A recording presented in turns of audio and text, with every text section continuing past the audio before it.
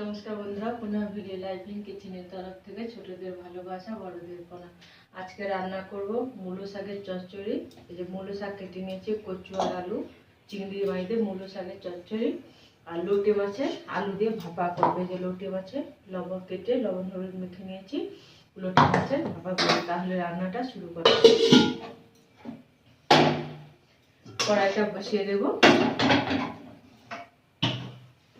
উনুনটা জ্বালিয়ে নেব, দিয়ে আলুটা ভেজে নেব। আলুটা ভাজা হয়ে গেছে, তুলে নেব।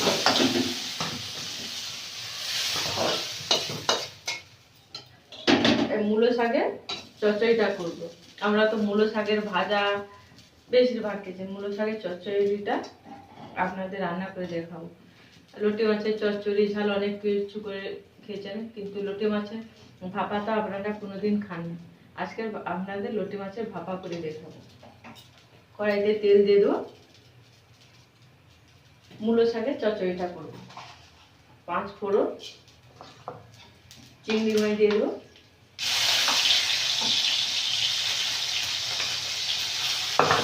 চিংড়ি মাছটা ভাজা ভাজা হয়ে গেলে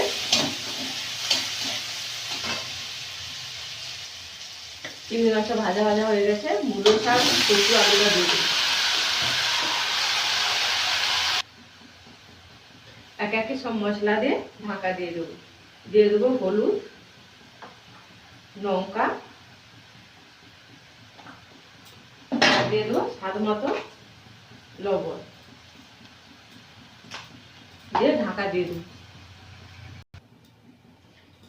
এবার লোটে মাছটা ম্যারিনেট করে নেব। লবণ হলুদটা মাখা হয়ে আছে, এক এক মশলা দিয়ে দেবো। এখানে আছে টমেটো কুচি, আদা, পেঁয়াজ বাটা আর আদা রসুন বাটা একসঙ্গে দিয়ে দেবো।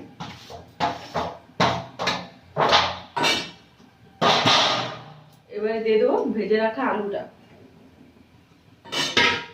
আর দিয়ে দেবো মিট মশলা,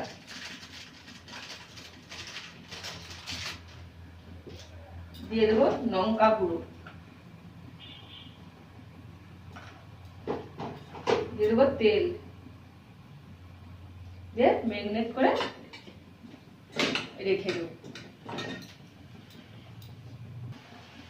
মূলোর সাথে তরকারিটা হয়ে গেছে, যে কচুগুলো এখন ভালো করে ভেজে নিয়ে নাম করে নেব। কড়াইটা ধুয়ে বসিয়ে দিয়েছি, গরম হয়ে গেছে। ম্যারিনেট করে রাখা লোটে মাছগুলো দিয়ে দেবো, উপর থেকে ধনে পাতা দিয়ে দিয়েছি, দিয়ে দেবো। দিয়ে অল্প একটু জল দিয়ে ধুয়ে দিয়ে দেবো, দিয়ে ঢাকা দিয়ে একটু নেড়ে ঢাকা দিয়ে দেবো।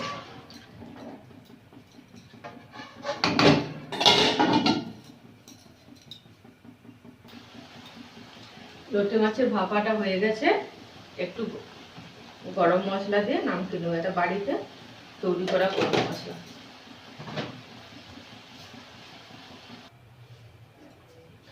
লোটে মাছের ভাপা চচ্চড়ি আর মূলো শাকের কচু আলু দিয়ে চচ্চড়িটা হয়ে গেছে। তাহলে বন্ধুরা আজকে আসছি, টাটা।